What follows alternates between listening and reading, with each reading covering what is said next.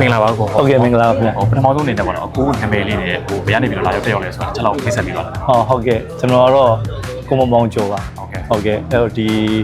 inverter battery တွေကျွန်တော်ဝါသနာရ installation လိုက်လုပ်ပြီးတာဟုတ်ကဲ့အဲ့ဒါနဲ့ဒီပွဲလေးကိုအတက်ဖြစ်တာ အတက်ဖြစ်တာပေါ့ပေါ့အခုအနေနဲ့ဆိုလို့ရှိရင်ပေါ့နော်ဒီ Grow One နဲ့အတူပူးပေါင်းပြီးတော့လုပ်ကိုင်နေတာဘယ်လောက်ကြာပြီလဲမသိဘူးဟိုအတွေ့အကြုံတွေလောက်ရှိပြီလို့ခင်ဗျာကျွန်တော်တို့2နှစ်လောက်တော့ရှိပြီပေါ့နော်2နှစ်လောက်ရှိပြီဆိုတာကကျွန်တော်တို့ဒီဘီးရန်စပြတ်လာတဲ့အချိန်မှာကျွန်တော်တို့ဒီရေရှည်ဘယ်လိုပြောမလဲအရင်တော့ပေါ်လာတဲ့ဒီတွဲဖို့လိုပါတော့တိုက်တော့ခဏပဲခံတာပေါ့နော်အဲ့တော့စက်တာလေးသုံးလို့ဖြစ်မဲ့ဟာကိုရွေးရင်းနဲ့နောက်ဒီbattery တွေ inverter battery ရောက်လာတာပေါ့နော် solar system တွေရောက်ရင်ကနေပြီးတော့ဒီ grow web ကိုသုံးဖြစ်သွားတာဟုတ်ကဲ့ဟုတ် ပြီးတော့အခုအနေနဲ့ဆိုလို့ရှိရင်ဒီ Grow One နဲ့ပတ်သက်ပြီးတော့ error တွေဘာတွေများလို့မျိုးထူးခြားတာရှိရပါများရှိလာမတယ်လည်းမျိုး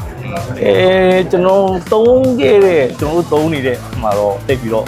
မရှိဘူးပေါ့နော်ကျွန်တော်အိမ်မှာလည်းသုံးပါတယ် grow web ကိုသုံးနေတော့ကျွန်တော်2နှစ်နီးပါးလောက်ရှိပြီဒါပေမဲ့အဲ့ဒါတော့အခုချိန်ထိမတွေ့ဘူးဒါပေမဲ့ဒီ wifi ချိတ်တဲ့နေရာလေးမှာတော့တစ်ခါတလေခက်ခဲရှိတယ်ပေါ့နော်ဟုတ်ကဲ့အဲ့လားလေးရှိပါဟုတ်ကျွန်တော်တော့ဒီ step ပိုင်းဆရာကတော့ဟိုသူ့ရဲ့ဟို maintenance တိုင်းကျွန်တော်တို့ဒီ test တွေပါ cleaning လုပ်ပြီးပါမယ်ဆိုရင်တော့ဘာမှတိတ်ကြီးမှပြဿနာမရှိဘူးကျွန်တော်သုံးနေတာဆိုတော့အခုပြီးတော့ကျွန်တော်ထီတော့ဘာမှသိပြီးတော့ခက်ခဲဖြစ်တာမရှိပါဘူးဟုတ်ကဲ့ပါပြီးတော့အခုအမြင်မှာဆိုလို့ရှိရင်ပေါ့နော်ဒီဈေးကွက်ထဲမှာဆိုရင်ဒီ Grow One ထဲကဘယ် product ကိုလူကြိုက်အများဆုံးဖြစ်မလဲမသိဘူး